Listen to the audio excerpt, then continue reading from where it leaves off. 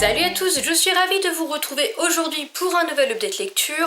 C'est un update spécial, moi de la fantasy, où je vais vous présenter 3 romans que j'ai sortis pour ce challenge. Le premier, il s'agissait de Magisterium, co-écrit par Holly Black, les chroniques de Spiderwick, etc. et Cassandra Clare de Mortal Instruments. C'est paru chez J'ai lu et ma foi, ce fut une super découverte. C'est une série qui, je crois, comporte 5 romans, en tout cas, elle est complète et même si c'est de la fantasy jeunesse, même pas young adulte, mais jeunesse, force est de reconnaître que ce fut une excellente lecture. Pour le pitch, eh bien, nous sommes dans un monde où la magie existe et certaines personnes ont de la magie et d'autres n'en ont même pas conscience que ça existe. Et si vous êtes un magicien, un futur magicien, vous êtes repéré par ce qu'on appelle le Magisterium, qui est une école où vous allez apprendre à maîtriser vos dons. Et si vous avez de la magie en vous, eh bien finalement vous n'aurez pas d'autre choix que d'y passer au moins 1 an, juste histoire de maîtriser vos pouvoirs et de ne pas flinguer la terre entière, ce qui peut quand même être intéressant. Ici nous allons rencontrer Callum Hunt, dit Cole, qui a été retrouvé bébé dans une grotte avec une inscription « Tuer 7 enfants ». Oui, mais Callum n'a pas du tout été tué et force est de le reconnaître, à 12 ans, il a quand même plus ou moins des pouvoirs. En tout cas, on va le forcer à aller au Magisterium afin de passer ce qu'on appelle l'épreuve de fer, qui est une épreuve qui va déterminer si vous avez assez de potentiel magique en vous pour intégrer le Magisterium ou non. Cole est avec une personne qui lui dit surtout, tu fais tout pour louper cette épreuve. Il en va de ta vie. Cole va évidemment faire tout ce qu'il peut pour la louper. Manque de peau, il va se retrouver dans les rangs du Magisterium et va alors commencer pour lui la découverte d'autres personnes et finalement toute une école, un apprentissage dont il ne pouvait oser rêver, si je puis dire, et même s'il culpabilise un petit peu parce qu'on lui a demandé de s'enfuir, finalement il s'y plaît bien dans cette école. C'est donc un livre que j'ai sorti pour la catégorie où vous devez justement sortir un livre qui se cale dans une école, etc., qui était le premier menu et la première catégorie, nous avons appris. Cole, dans cette école, va aussi entendre parler d'un magicien noir, entre guillemets, vous en apprendrez un petit peu plus sur lui, qui se fait appeler l'ennemi de la mort et qui évidemment est le méchant, et donc évidemment il va arriver plein d'aventures et de mésaventures à Cole et ses nouveaux amis dans ce tome et j'ai adoré. Pourquoi j'ai adoré? Déjà parce que c'est très bien écrit. Après vous avez quand même Cassandra Clare et Holly Black qui n'en sont pas à leur premier roman jeunesse young adulte, donc forcément ça aide. N'empêche que elles ont été au rendez-vous pour cet univers que j'ai trouvé totalement génial. Ça a beau être du jeunesse, on se fout pas de la gueule des lecteurs, c'est pas trop facile, tout est bien, tout est, je dirais que par rapport au niveau de lecture, par rapport à l'âge, tout est parfait de A à Z.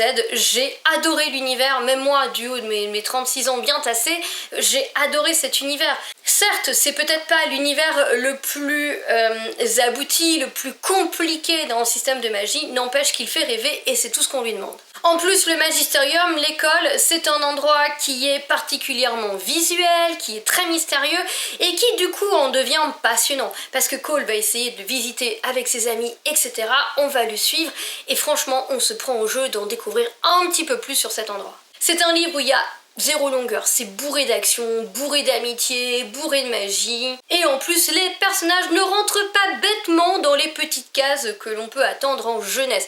Vous avez certains personnages, d'ailleurs Cole, qui peuvent être très sarcastiques, voire un brin cynique.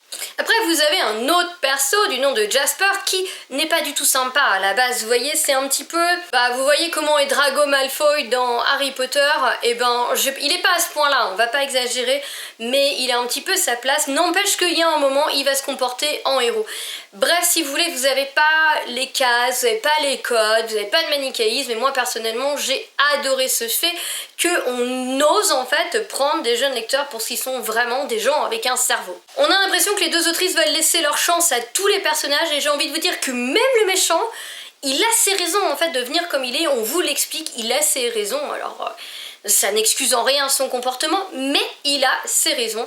Et c'est donc un jeunesse, comme je les aime, qui est réussi, qui y aboutit, qui se fout pas de la gueule du monde, et je lirai la suite avec grand plaisir. Ensuite, toujours concernant le mois de la fantasy, j'ai lu Fedelins, le tome 2, écrit par Nadia Coste et paru chez Grunt Éditions. Je ne sais plus. Ah si, je me souviens dans quelle catégorie. Il est dans la catégorie avec où on rencontre les habitants de la forêt, où il fait parler de petits peuples. Et donc eh bien ça rentre extrêmement bien puisque les Fedelins sont vraiment de petits êtres.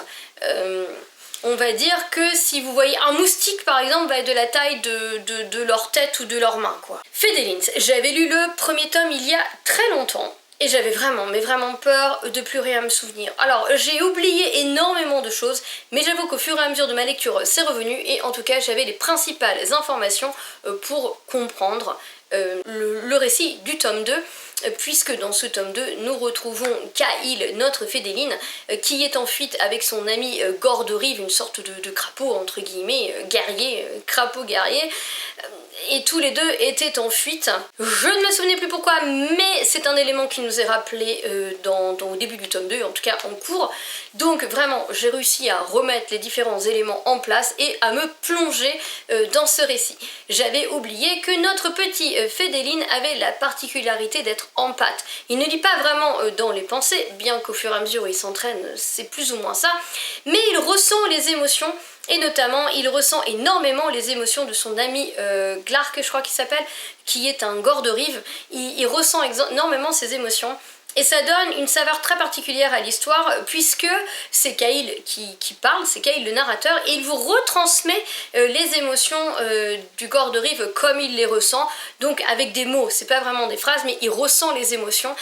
C'est une mini prise de risque de l'autrice et j'ai trouvé que c'était génial. Ça donne énormément d'originalité au récit et franchement c'est super bien rendu. Alors déjà, Fedelins, c'est un univers qui est quand même super sympa. Comme je vous le dis, vous êtes quand même avec des personnages extrêmement petits, donc on va dire que leur monde, j'en sais rien, c'est peut-être 1 hectare quoi, et il leur faut je ne sais combien de temps pour traverser tout ça. Vous voyez un petit peu le style, et c'est ce que j'ai adoré, c'est que vraiment, elles n'oublient pas à aucun moment que tout leur paraît énorme. Je veux dire, quand ils cherchent à s'abriter quelque part, ils trouvent une touffe d'herbe, ils vont s'abriter en dessous. C'est génial, franchement j'ai trouvé que c'était super. Elle a respecté les caractéristiques des personnages, comme celui du Gorderive d'avoir besoin d'humidité, d'aimer la boue, etc. Mais en fait, il est tellement attachant que ça va de soi et non, c'est génial, franchement c'est génial. Et Kaïl, lui, il a des ailes, donc il apprend à voler, mais comme il est plus avec son peuple, il a personne pour apprendre, donc il apprend tout seul, etc. C'est chouette, franchement l'univers il est super chouette et dans le tome 1 vous êtes vraiment dans le village Fédéline, donc vous apprenez à connaître les différentes castes, les différents personnages parce qu'ils sont organisés, ils sont super organisés, hein. Vous avez des récolteurs, vous avez des constructeurs, etc. Je vais pas dire qu'ils sont organisés comme un clan de fourmis, mais je trouve qu'il y a quand même un petit peu une idée là-dedans. Et je me souviens que j'avais adoré apprendre à connaître cet univers, j'avais vraiment adoré ce qu'elle a créé et j'ai tout autant adoré ce tome 2 qui donc nous sort du village Fédélins puisqu'ils sont en fuite, ils vont aller dans la forêt, ils vont découvrir des choses qu'ils n'ont jamais vues, ils vont devoir survivre à des épreuves, hein, puisque je dirais qu'une simple toile d'araignée devient un piège mortel pour eux. Et en plus, c'est écrit dans la 4e, je ne vous spoile rien, ils vont se rendre compte qu'il y aurait bien un complot contre le clan Gorderive et contre le clan Fédéline dont chacun est issu. Et même s'ils sont en fuite, ils ont quand même un petit peu du mal à laisser les leurs derrière eux, ils vont donc devoir prendre une décision. Et c'était chouette, franchement c'était super chouette. J'ai commandé le tome 3 et le tome 4 pour essayer de ne plus laisser traîner ces livres aussi longtemps dans ma palle. En plus franchement ça se lit vite et bien. L'un des gros points en fait c'est que l'écriture de Nadia Coste elle est hyper visuelle. Et il faut, pour un univers comme ça, avec des personnages de l'infiniment petit, hein, c'est pas l'infiniment petit mais pour des petits personnages il faut, je veux dire il y a un moment ils vont rencontrer un Anophel, mais elle vous le décrit comme si la bestiole faisait la taille de votre tête. Donc tout est fait dans les détails. Oh, c'est génial. J'ai complètement... Il y a même une araignée, et moi qui suis phobique des araignées, j'ai réussi à pas me pisser dessus. Donc franchement, vous voyez, c'est bien fait. Non, c'est génial. Franchement, c'est hyper original. Je pense que ça peut se lire en young adulte. Et franchement, pour moi, c'est un truc à découvrir parce que vous n'allez pas voir ça partout. La découverte, en plus, hyper nature. Pour le printemps, c'est parfait. Vous êtes vraiment dans la nature. Et il y a un respect de la nature. En fait, elle vous fait voir la nature avec d'autres yeux. Et vous vous rendez compte à quel point les insectes et les petites bestioles autour de vous peuvent voir le monde différemment. Et au-delà du fait que ça bouge, c'est super sympa, les persos sont cool, machin, vous avez ce petit côté où vous voyez ce qui vous entoure, la nature qui vous entoure avec des yeux totalement différents. Et moi, ça m'a transportée. Le temps que je relise ce livre, j'avais de nouveau 12 ans, j'étais de nouveau une gamine et franchement, un vrai bonheur. Ensuite, pour la catégorie qui rentre dans la romance, j'ai sorti tadam, roulement de tambour, total, etc. Puisque enfin, après que vous m'ayez tellement poussé depuis longtemps, j'ai sorti Un palais d'épines et de roses de Sarah J. Maas chez La Martinière Jeunesse Fiction. Je ne suis pas peu fière de moi, honnêtement. Alors, je ne vais pas vous le cacher, les débuts avec Fer ont été quelque peu conflictuels. Si vous avez regardé mon vlog, vous avez eu mes impressions au fur et à mesure et vous avez vu à quel point Fer m'emmerdait et à quel point je ne la supporterais pas au début et à quel point j'avais envie de lui claquer la tronche. Voilà. Mais, comme vous m'avez quand même incité à le lire, je me suis dit, il y a un truc, pas possible que les gens aiment tant ce livre. Avec une héroïne comme ça, il y a un truc. Donc, j'ai poursuivi mes efforts, j'ai continué à supporter Fer qui est choquée du moindre truc, alors que c'est quand même elle, à la base, qui a fait une connerie. Voilà.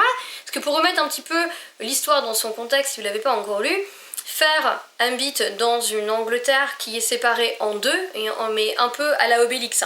Une très grosse part pour les fées immortelles et une toute petite part de gâteau en bas pour les mortels. Entre les deux, un mur, soi-disant infranchissable, et chacun est censé rester chez soi. Bon, les humains ont une trouille bleue des fées, il y a les pires légendes qui gravitent autour d'eux, ils sont cruels, ils tuent les humains et tout par plaisir, machin. Fer, c'est quelqu'un qui a tout perdu. Son père a été ruiné et du jour au lendemain, elle s'est retrouvée à devoir nourrir sa famille parce que personne d'autre se bouge le cul. Elle avait un petit côté Cendrillon, je le trouvais là-dedans. Donc elle est obligée d'aller en forêt, chasser, et un jour, eh bien, elle va tomber sur un loup beaucoup trop grand pour être un vrai loup, et elle découvre donc que c'est un immortel. Quand vous lisez la 4e de couverture, vous avez l'impression que Fer, vous le savez, hein, dans la 4e, tue un immortel. C'est fait un petit peu, j'ai l'impression qu'elle a pas fait exprès, qu'elle chassait, ah bah mince, elle a tué l'immortel, pas de bol. Mais non, pas du tout, elle savait que c'était un immortel, elle a même sorti une flèche spéciale et elle l'a flingué. Alors que l'immortel ne l'avait pas attaqué, il était juste en train de chasser.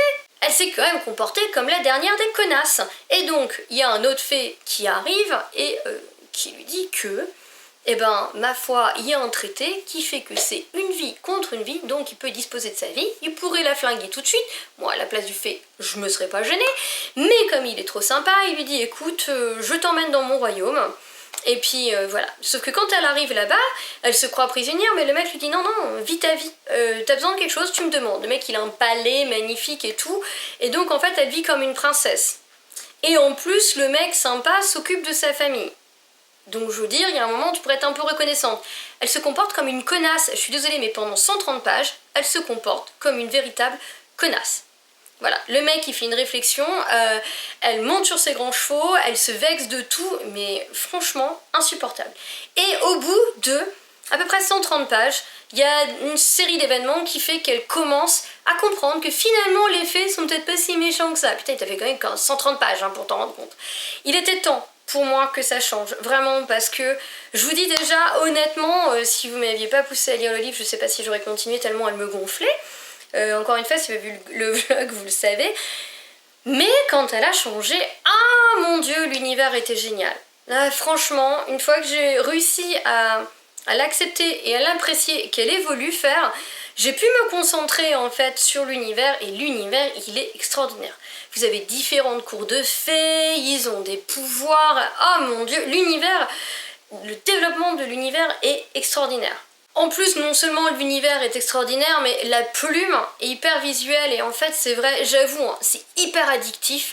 Mais vraiment c'est un livre que je lisais très très tard et que j'ai vraiment, une fois que j'étais dedans, c'est hyper addictif, et elles vont tous les paysages faire et férus d'art, et elle vous le rend vachement bien, l'autrice en fait, vous avez vraiment l'impression d'être face au tableau, le palais est somptueux, elle vous rend bien, et après elle va dans un endroit beaucoup moins somptueux, mais elle vous le rend super bien, l'atmosphère et tout, vous avez l'impression d'être avec elle, en fait, limite, vous allez sentir les mêmes odeurs qu'elle, vous allez avoir la même lumière, les mêmes sensations. Franchement, j'avoue, la plume, elle est géniale. Il y a un moment, j'avoue, on s'attardait un peu trop sur la romance à mon goût, mais bon, ça, c'est mon goût personnel. Je sais qu'un palais d'épines et de roses était quand même pas mal calé sur la romance, donc ça, je le savais. Il y a un moment, c'était un peu trop, mais il y a un enchaînement d'événements qui va faire que elle va retourner, en fait, dans l'action, l'autrice retourne dans l'action, et du coup la romance passe. Alors la romance c'est la base de l'histoire, c'est ce qui fait que les personnages vont agir d'un côté comme de l'autre, mais ça me dérange absolument pas parce que ça sert le récit. Ce que j'aime pas, c'est quand on passe trop de temps sur le questionnement, les sentiments, etc. Et voilà, il y a un moment, il y a un enchaînement d'événements qui fait qu'on repart à fond dans l'action, et là à ce moment là c'était top. Après du coup, il va lui arriver des aventures, des mésaventures, etc. Et il y a un moment, la petite nana, si elle veut survivre, elle a deux choix. Soit elle doit résoudre une énigme soi-disant impossible, soit elle doit traverser 3 épreuves plus mortelles les unes que les autres. L'énigme, je l'ai lue 2 fois, c'est une sorte de poème, j'avais la réponse 2 fois. Et l'autre, bah non, on peut pas trouver, c'est trop compliqué, je vais essayer de survivre aux épreuves. Bon. Et puis bah évidemment, à un moment où tout dérape, à la fin, quand vous croyez que tout est perdu, comme d'hab, bah évidemment, forcément, elle finit par trouver la réponse. C'est pareil, honnêtement, je vous spoil rien, quoi, parce que c'est tellement évident. Et là, vous êtes, ça fait juste 200 pages que je te l'ai dit, ma cocotte, quoi. Donc là-dessus, j'étais un petit peu déçue, et la fin, ultra prévisible. Moi, j'ai vu la fin venir à 300 000 km. Ultra prévisible. En fait, je trouve que l'enchaînement d'action du livre est prévisible. La romance est prévisible, les enchaînements d'action sont prévisibles, la fin est prévisible, le résultat de l'énigme est prévisible, c'est très prévisible. Par contre, la qualité de l'univers est telle que ça ne gâche absolument rien. Donc, malgré le fait que je trouve l'ensemble très prévisible, l'univers est tellement magique et tellement génial que ça, en fait, ça n'a même pas gâché ma lecture, parce que ce que j'aimais, c'était tout simplement me plonger dans cet univers, parce que l'imagination, elle est géniale, l'écriture est géniale. Après, vous êtes dans le monde des fées, si vous lisez d'Urban Fantasy, c'est quand même un monde qui revient assez régulièrement. Même le personnage mauvais de l'histoire, c'est un personnage, même le nom, vous le retrouvez dans d'autres séries, et je vous dis, vous le retrouvez en Urban Fantasy, mais ça gâche rien, je veux dire, elle a étoffé ce monde, elle a inventé plein de trucs, elle a créé ses personnages, l'univers est génial, donc je pense que je vais sortir le tome 2 forcément beaucoup plus rapidement, parce que, ouais, vraiment, j'ai adoré. C'est pas, pour moi, c'est pas une lecture parfaite, c'est pas un coup de cœur, c'est pas une lecture sans défaut, mais quand même, je vous remercie tous ceux qui m'ont poussé à le lire, parce que oui, vraiment, c'est très très bon. Donc voilà les amis, j'en ai terminé avec cette update lecture spéciale mois de la fantasy. J'espère qu'il vous aura plu. N'hésitez pas à me dire en commentaire où vous en êtes vous de vos lectures fantasy pour le challenge, ou non, que vous le fassiez ou pas. Et en attendant, à toutes et à tous, je vous souhaite une excellente journée, de très belles lectures, et je vous dis à bientôt. Ciao, bye!